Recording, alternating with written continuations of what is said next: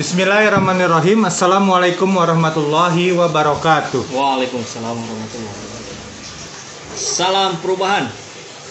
Ganjar kaget, kantor dia kebanjiran. Kita coba bedah beritanya ya. Dari ID Today News, judulnya Gubernur Ganjar kaget kantornya kebanjiran.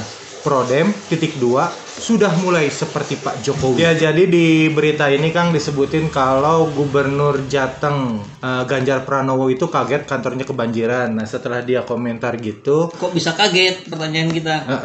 Terus Ketua Majelis Jaringan Aktivis Pro Demokrasi atau Prodem, Wan Sumule langsung komentar gitu soal komentarnya Ganjar yang bilang kalau kantornya itu kebanjiran terus kaget. Jadi ceritanya kan Kang, Semarang itu kan kena hujan tuh beberapa jam pada hari Selasa 23 Februari kemarin. Dari siang sampai sore. Sebenarnya cuma setengah hari doang ya.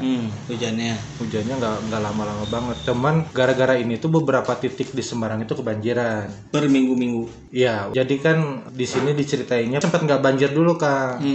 Nah, terus tiba-tiba hujan, nah terus akhirnya kebanjiran lagi. Nah, di berita ini disebutin tuh titik mana aja yang kebanjiran tuh, banyak banget. Salah satunya itu Gubernuran Jawa Tengah yang kebanjiran. Kantor gubernur.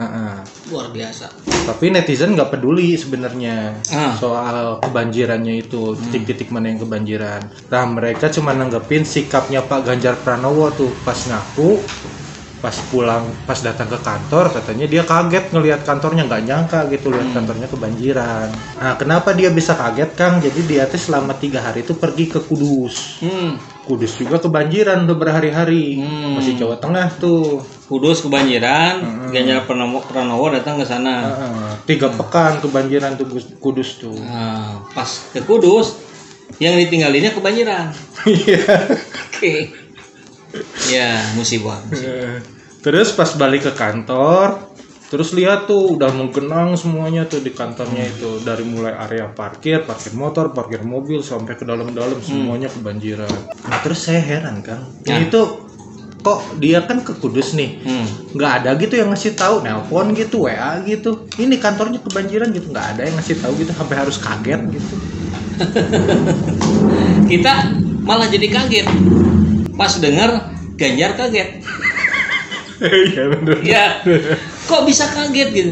Kan barusan masa nggak bisa sih video call itu? Hari gini kita reunian aja pakai video call kok.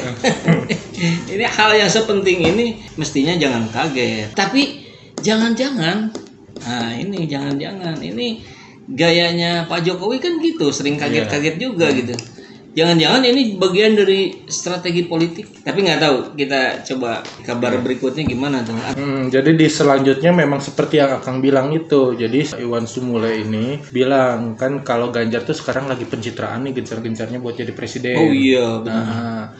Terus lagi kencang-kencangnya tiba-tiba Jawa Tengah banyak yang kebanjiran. Turun dong citranya. Nah itu kan karena surut lagi, banjir lagi, surut lagi, banjir lagi terus sama musim hujan ini. Jangan-jangan elektabilitasnya ngikutin, naik turun lagi, pasang surut ngikutin banjir. Nah, terus karena dia kan mungkin ngerasa itu bersalah, akhirnya ngaku kaget lah, ngaku nggak nyangka lah segala macam. Nah, ini kata semula ya persis kayak Akang tadi, persis sama dengan yang dikatakan Jokowi waktu itu. Lanjut, Dik. Ya, bentuknya itu kan berarti sangkalan awal dengan mengatakan ketidaktahuan, keterkejutan baru tahu. Mungkin di balik itu bisa disimpulkan juga malu untuk mengakui di saat mengetahui itu. Padahal kan sekelas gubernur informasinya masa tidak lancar gitu kan. Penyangkalan yang diutamakan. Ya benar, bisa jadi gitu. Karena kan kalau pola-pola yang kita dengar dari para pejabat tuh biasanya yang lucu tuh kan banjir pas di Kalimantan Selatan itu kan. Kenapa nih bisa ada banjir di Kalimantan Selatan? Oh, karena curah hujannya tinggi. Terus ditanya sama netizen, terus kenapa sebelumnya kebakaran? Oh, nggak ada hujan. Jadi yang disalahkan alam. Padahal kita tahu juga bagaimana pembangunan di Jawa Tengah itu, terutama di Semarang itu begitu masif. Dan sangat dimungkinkan kalau prediksi ilmiahnya gitu, ada celah-celah, ada lubang-lubang di proses AMDAL-nya, analisa mengenai dampak lingkungan hidup. Jadi kan kayak di Jakarta itu, di daerah mana ya, yang sumber utamanya itu sebetulnya dibangunnya bangunan perkantoran, apartemen dan sebagainya oleh LIPO. Padahal sebelumnya itu adalah untuk resapan air hujan. Akhirnya banjir. Banjir. Itu Jakarta. Jadi ingat ini kata Giring yang kemarin kan Giring bilang tuh kalau misalkan dia mengkritik Anies itu masalah pengkerukan terus segala macam, kan berarti Anies juga melakukan itu nggak bisa gitu aja kan, harus ada AMDAL-nya juga kan? Iya.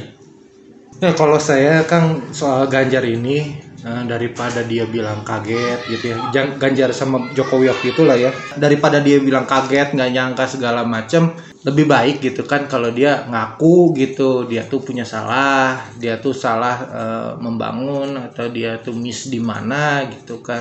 Terus dia ajak tuh masyarakat, semua tokoh-tokoh di daerah tersebut untuk bekerja sama gitu, mencari solusi ke depannya gimana menangani banjir. Kalau kata saya lebih baik seperti itu, mengakui aja salah masalah gitu. Ya, ini menarik nih. Sebenarnya Ganjar tuh memang mengakui. Ada di beberapa tayangan beliau menyampaikan ini kesalahan saya kan.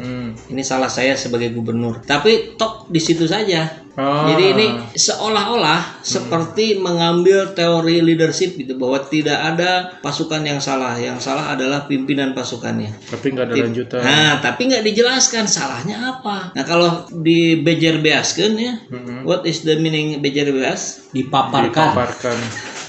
Dipaparkan dengan detail kesalahannya karena pembangunan yang masif tidak dibarengi dengan proses AMDAL-nya, karena perizinan yang terlalu mudah dan sebagainya. Kan pertama itu membuka pemahaman pada publik. Oh, berarti itu kesalahannya, itu yang harus diperbaiki. Tapi di sisi lain kan itu menunjukkan kelemahan dirinya yang tidak bisa menganalisa, tidak bisa merencanakan. Dengan begitu nanti elektabilitasnya turun. Tapi kalau sekedar bilang, oke, saya sebagai pimpinan saya mengambil alih kesalahan ini, kan jadinya menimbulkan kesan kesatria. Elektabilitasnya naik gitu. Oh gitu. Luar biasa. Oke. Tapi gini ya, yang menjadi pertanyaan saya adalah kira-kira nih menurut Abang, kalau versi Ganjarnya tadi begitu ya, dia bisa memainkan situasi untuk kepentingan elektabilitas dirinya. Itu minimal opini kita. Tapi kalau ditarik ke partai politiknya, ini karena Ganjar Pranowo ini PDIP, berarti kita bicara tentu nggak bisa lepas dari PDIP. PDIP ini sudah kurang hancur gimana sih, dibully para netizen di mana-mana. Kadernya korupsi di wali kota Cimahi, di Bupati Kota Waringin, kemudian kemarin korupsi bansos, jajarannya juga kena. Tapi di survei elektabilitasnya naik. Ini lembaga surveinya yang dipesan atau gimana? Nah, itu langsung kejawab. Kan bukan tidak mungkin ya. Rakyat boleh dong beropini seperti itu gitu kan, karena logikanya nggak masuk gitu. Bagaimana mungkin gitu orang sedang terjun payung turun ke bawah gitu, terjun bebas, kok hasilnya naik gitu. Nah, ini kan ya framing lagi framing ini.